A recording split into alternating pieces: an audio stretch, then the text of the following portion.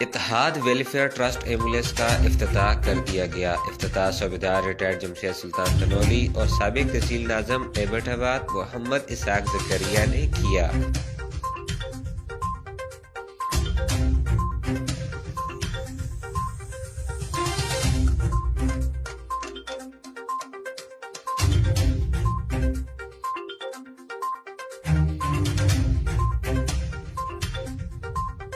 بسم اللہ الرحمن الرحیم۔ السلام علیکم ناظرین، میں ہوں عبید الرحمن سلیمانی اور آپ دیکھ رہے ہیں ہزارہ ون ٹی وی۔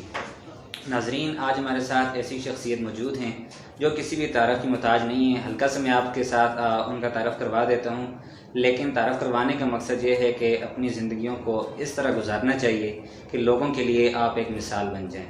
ہمارے ساتھ فخر تناول، فخر ہزارہ، چیئرمین اتحاد ویلفیئر ٹرسٹ کے بانی جو ہمارے ساتھ موجود ہیں، صوبیدار ریٹائرڈ جمشید تنولی صاحب، ہم ان کو پروگرام میں خوش آمدید کہتے ہیں۔ بہت شکریہ جمشید صاحب، آپ اپنا قیمتی وقت نکال کر ہمارے پاس تشریف لائے۔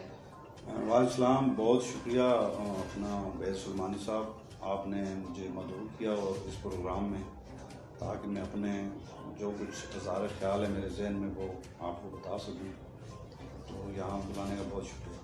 اچھا جمشید صاحب، آپ نے اتحاد ویلفیئر ٹرسٹ کا قیام کیا، بہت خوشائند بات ہے، اور لیکن مجھے دیکھنے میں یہ نظر آیا کہ آپ کی ایمبولینس سروسز بہت زیادہ کامیاب رہی، اسپیشلی جس طرح آپ نے تناول میں ویلفیئر سروس آپ نے سٹارٹ کی۔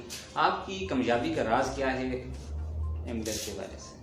بسم اللہ الرحمن الرحیم۔ اس طرح ہے کہ میری اتحاد ویلفیئر ٹرسٹ جو بنائی ہے اس میں اور باقی تنظیموں میں فرق یہ ہے کہ پہلی بات یہ ہے کہ اتحاد ویلفیئر ٹرسٹ جو ہے یہ کسی سے نہ چندہ لیتی ہے، ٹھیک ہے، نہ اس کا کوئی اس طرح ہے کہ کسی سے 200 یا 400 یا 500 چندہ لیں اور اس کو آگے چلائیں، ٹھیک ہے۔ یا الحمدللہ اتحاد ویلفیئر ٹرسٹ خود ہی میں مینیج کرتا ہوں اس کو، صحیح، جتنا بھی اس پہ ایکسپینڈیچر ہوتا ہے، خواہ وہ ایمبولینس پہ ہوں یا کسی کو شادی جہیز کے لیے ہو، وہ خود میں افورڈ کرتا ہوں جہاں سے بھی کروں۔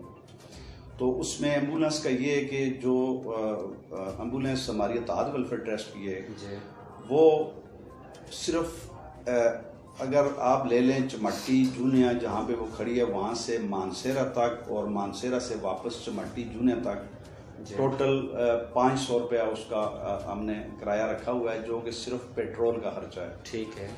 تو باقی ایمبولینسز جتنی بھی چلتی ہیں، جتنی تنظیمیں چلا رہی ہیں، جو بھی کر رہی ہیں، ان کا ایک کلومیٹر کے حساب سے فیئر چارجز ہوتے ہیں، جو کہ زیادہ ہوتے ہیں۔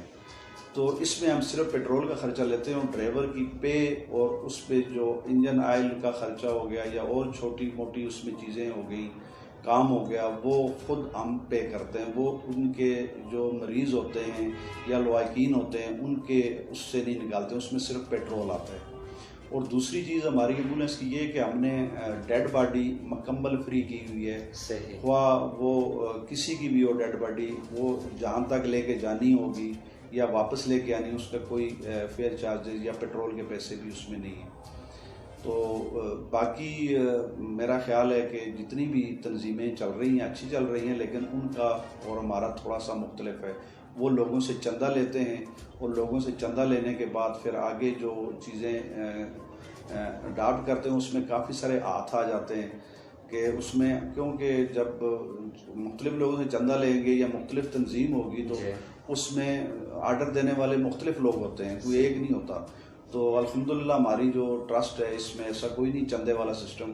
جمشید صاحب، ہمارے علاقے میں بہت ساری ایمبولینس سروسز چلتی رہی لیکن وہ ناکام ہو گئیں، اور ان کو وہاں سے کہیں اور شفٹ ہونا پڑا یا کہیں بھگا کر کسی اور جگہ پر لے کر چلے گئے۔ ان کی ناکامی کی وجہ ایک یہ بھی نظر آ رہی ہے کہ جس طرح آپ کہہ رہے ہیں کہ وہ چندہ لیتے ہیں، اور آپ کی ایمبولینس سروس کی ابھی تک کوئی شکایت نہیں ہے، اس کی خاص وجہ کیا ہو سکتی ہے؟ اس میں یہ ایک تو میں خود اور میری الحمدللہ میرے ساتھ اپنے وائس چیئرمین اختر صاحب ہیں، ہم ان کی خود نگرانی کرتے ہیں، اور دوسرا اس پہ سب سے اہم چیز یہ ہے کہ جو اس پہ ڈرائیور رکھا ہوا ہے ٹھیک ہے وہ بہت ہی اچھا اور آصف انتہائی ایفیشینٹ اور اچھا لڑکا ہے. صحیح. اس کو جب پہلے دن یہ دیا گیا تھا ڈرائیونگ کے لیے کہ ایمبولینس آپ چلائیں گے تو اس کو یہ بات نصیحت کی گئی تھی کہ کسی کی کوئی شکایت نہیں آئے گی. ٹھیک ہے. اور ہمارا طریقہ کار یہ ہے کہ اگر کسی کی کوئی شکایت آ جاتی تو ہم اس کو فوری طور پہ ڈرائیور کو چینج کر دیں گے. لیکن ایمبولینس کے لیے آج تک 6 مہینے ہو گئے, الحمدللہ مجھے بھی کوئی کال نہیں آئی کہ آپ جی ایمبولینس کہیں بھیجنی یا نہیں بھیجنی. نہ ہمارے وائس چیئرمین اختر صاحب کو آئی. ٹھیک ہے. وہ جتنی کالیں بھی جاتی ہیں وہ صرف اور صرف ڈرائیور جو ایمبولینس کا آصف ہے اس کو جاتی ہیں اور وہ خود مینیج کرتا ہے اور بہت ہی اچھے طریقے سے کر رہا ہے. تو ٹھیک ہے, وہ ڈرائیور ہے, کالیں اس کا مطلب ہے اٹھاتے ہیں وقت پہ اور کسی بھی حادثے والی جگہ پر بھی پہنچ جاتی ہوگی ایمبولینس سروسز, اس وجہ سے شکایت بھی نہیں آتی ہوگی. اچھا, آپ کی ایمبولینس سروسز بہت زیادہ کام بھی کر رہی ہے. اچھا یہ بتائیں, آپ کا یہ جو نیٹ ورک ہے ایمبولینس کا وہ کہاں تک پھیلا ہوا ہے؟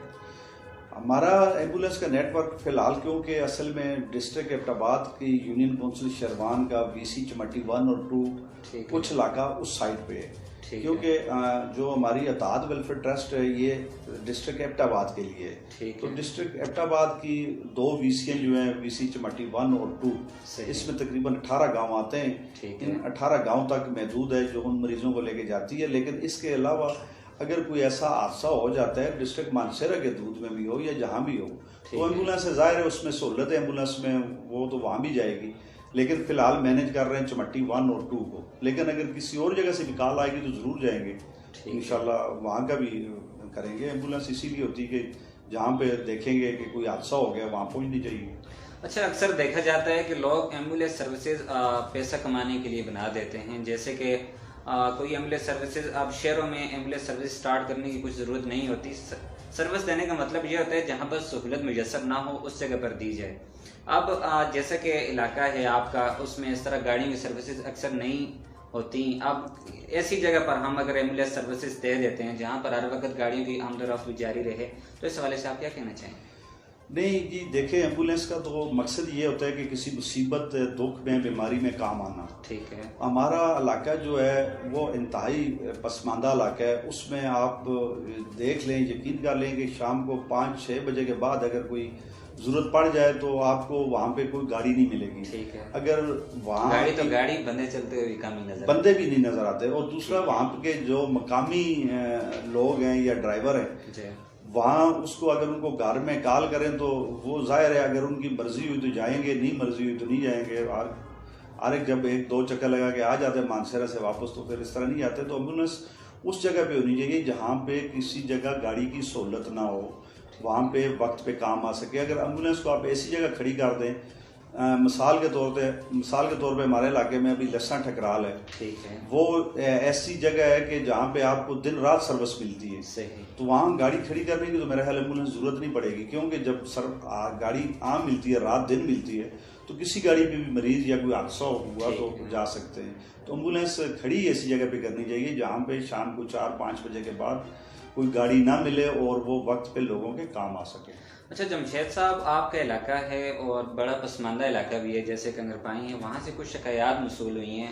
گورنمنٹ مڈل سکول, بوائز کا مڈل سکول ہے, وہاں پر کوئی اس موجودہ دور میں, جو کہ تحریک انصاف کا ایک بہت بڑا دعویٰ بھی ہے کہ ہم نے تعلیمی نظام کو بہت بہتر کر لیا ہے, وہاں پر اس گرمی میں, شدید گرمی میں ہیٹ اسٹروک ہونے کا بھی خطرہ ہے اور وہاں پر اس طرح کی سہولت موجود نہیں ہے. کہتے ہیں کہ وہاں پر نہ کوئی ٹوائلٹ ہے, نہ کوئی اس طرح بجلی کا نظام ہے, نہ کوئی پنکھے چل رہے ہیں. ظاہری بات ہے بجلی نہیں ہوتی, پنکھے بھی نہیں چلیں گے.